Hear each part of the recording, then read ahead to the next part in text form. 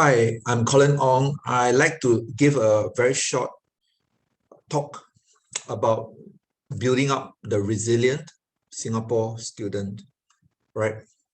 And when you're a teacher or you're an educator or you're an adult, I think before you actually approach a student, and I assume that the student would be maybe 16 years and below, you must tell the student that the views on social media are largely unregulated. All right. You may have POFMA, but sometimes the views come out and the person may actually read the view. So POFMA is just cannot be totally used as the only way of controlling the social media. So especially TikTok, some students actually are very free with their advice and thoughts about on TikTok, instantaneous but unregulated. Next, the big picture. When you talk to a student, you need to give them the big picture, everything. We are talking about Gen Z here. The big picture and how they fit in. They like to know about the whole process and where, all right? And you must allow them to ask and share their own views.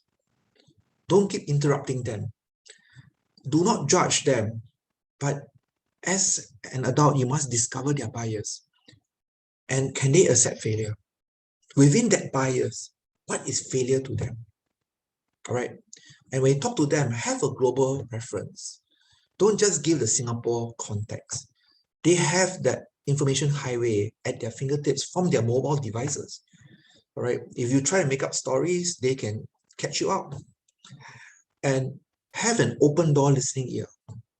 Right. Most important, don't interrupt them. Let them say their piece. Right. And if there's a need, they may actually seek professional help, sometimes counseling. Sometimes they feel very, very stressed and you get stressed because you can't help them de-stress. Maybe seek professional help. Ask them to seek professional help. But most important, if you're a parent, if you're a teacher, I've been teaching for almost 30 years. I think the most important is always plan B.